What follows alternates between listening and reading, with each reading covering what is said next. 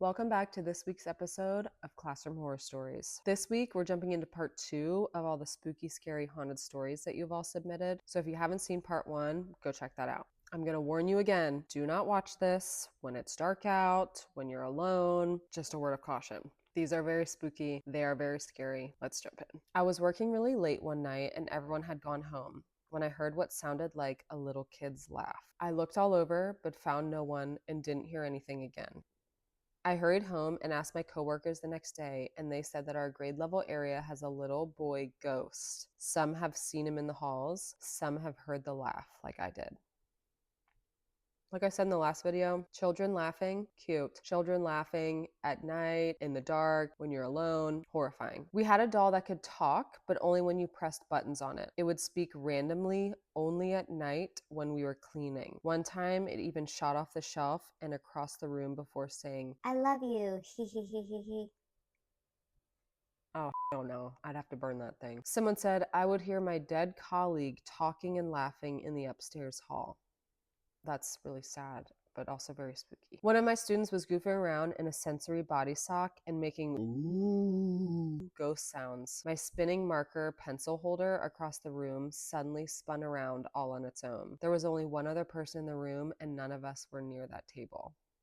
That's creepy. I was cleaning up the infant room at closing. All the babies were gone. I walked by the little infant area we had, and suddenly this toy lit up and said, "Hello, friend." This toy is an ABC's numbers and colors toy. That's all it says. So all it says are the ABC's numbers or colors. And it greeted you like that? Burn it. Again, burn it. While in college, I worked at the Literacy Council in my college town tutoring elementary kids. The building was a spooky old train depot. We would hear noises all the time, and the doors to the individual rooms would open on their own. One day, I'll never forget, my desk chair rolled right across the room. The kids and I called our friendly ghost Casey and tried to ignore it. If I saw my chair roll across the room, my resignation would be submitted. I went into school late on a Saturday. I heard a voice downstairs and thought it was our janitor. I hollered down telling her that I would make sure all the lights were off before I left. When I went to leave, I didn't see her, so I texted her saying the lights were off. She texted back and said that she hadn't been at the school all day.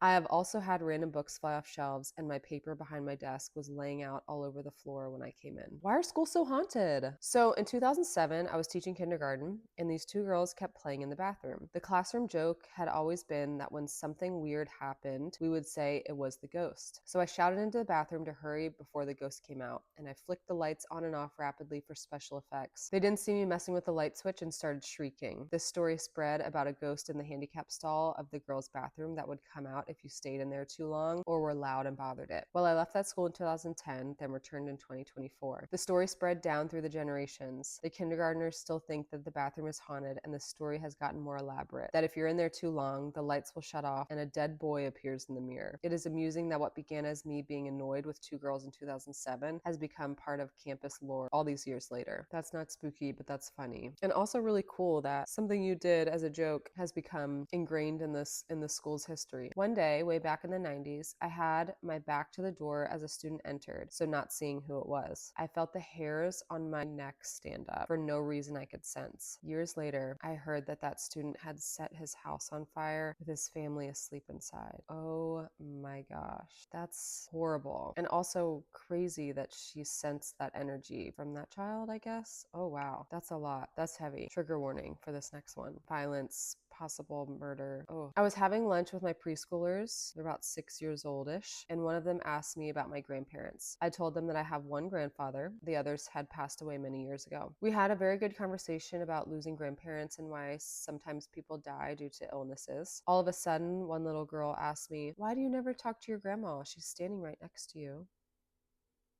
I politely asked my granny to leave me do my work in peace. That was scary. We have the ghost of a little girl named Tina at our school. She's told me hello before. I hear her slamming the gate closed, and you hear her giggle in the hallways. One day I was working after school hours putting a collaborative together. I'm an art teacher, and our workroom windows face the library windows. I looked up from cutting papers, and there she is, standing inside the library. That was my cue to go home for the day. Now when I'm working by myself, I make sure to tell her hi before she starts talking to me first. Every now and then, the students ask if there is a ghost in our school. I lie through my teeth and say, Absolutely not. I don't think I could go back into the school if I saw a ghost. I don't think you could get me back in there. The nursery I worked in was once a care home. I had closed down the room and gone to clean another room. No children were in the building, but I'd hear banging and crashing, and all the toys on the windowsills were now in the middle of the room like a naughty child had swept them off. On several occasions, children would be in the garden and wave up to the windows in that room. When asked who they were waving to, they'd say, "The man at the window. We never saw him, but we named him Fred." Stop waving at stuff. Stop waving at stuff in corners. Stop waving at stuff at ceilings. Stop waving at stuff in windows. Just stop.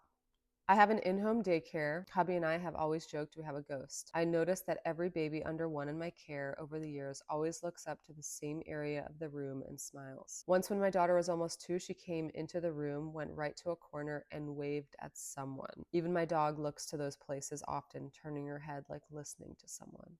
You know how dogs do that? Creepy. Oh gosh, this one sent chills down my spine. I had a dream one night that one of my students had a bloody nose. In that dream, I was wearing a specific shirt. The next day, I wore that shirt to school. The little girl from my dream the night before came to my classroom and was holding her nose. When she moved her hands, her nose was bleeding like in my dream. Same day, one of my other little girls was sitting at the table coloring and looked up at me and smiled. She then said, "I knew you were going to wear that shirt today." I asked her how she knew. She said, "You were wearing it in my dream last night."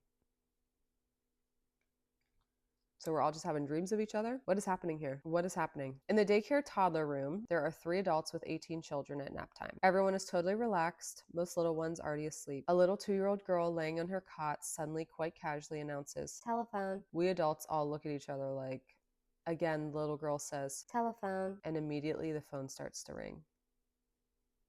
In my very first classroom, there was a cabinet that would open on its own. I would hear footsteps from the end of the hall door that came all the way up to my door and stop, but I was the only one in sight. That one gives me goosebumps. Think about footsteps. You hear them and then they stop right in front of your door. No.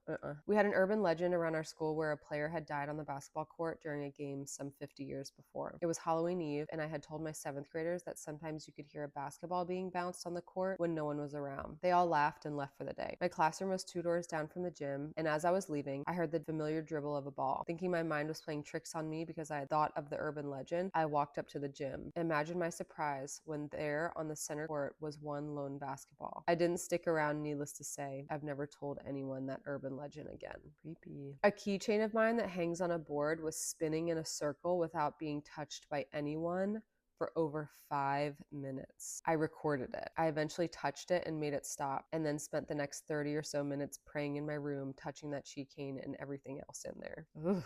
Our playground borders a cemetery, and sometimes the kids will stand at the fence and have a conversation.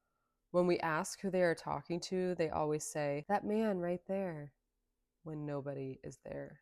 This one's sweet. I had a student a few years ago who was fascinated with the pictures of my father. He especially loved pictures of my dad in his Navy uniform. He called him young Mr. O. This student would have a break for a few minutes in the sensory area. I heard him talking, and when his break was over, I asked who he was talking with. He said, "Young Mr. O." Trying not to look shocked, I said, "Oh, how is he?" My student replied, "He is good. He likes being a ghost in our room and watching over us. He eats pizza with everything on it," which was a true statement, with my grandma. He then left. My classroom always felt warmer, safer, more loving. My student would randomly make statements about my dad for no reason, only that at that particular time, I really needed to hear that comment from young Mr. O. Comments like, "You're doing a great job. You were right. I had an issue at home and didn't share it with anyone. So how did they know to say that? It's going to be okay." This was the day before I went in for a surgery, but no one knew I was going in for a surgery. I never asked if the student heard or saw my dad. One day he gave me a message from my mom. "I miss you." Mom and I both cried. It was the anniversary of his passing. My student moved on to middle school and I retired. Looking at pictures of my dad brings back the friendly ghost keeping us all safer in my former classroom. Sweet. Back to the scary stuff. We had a room in our school that is haunted. Custodian and plant manager always hearing movement and music in the evening when everything was quiet. People would see shadows or mist. At the classroom, all the classrooms on that floor had their own bathrooms. During COVID, we used that room as another teacher's lounge so we could have less cross-contamination. I went into the room really quickly to use the bathroom, and when I came out to wash my hands, I said hi to my friend who I thought was sitting at the desk. Turned around to continue conversation.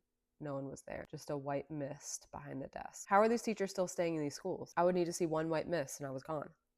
Just one.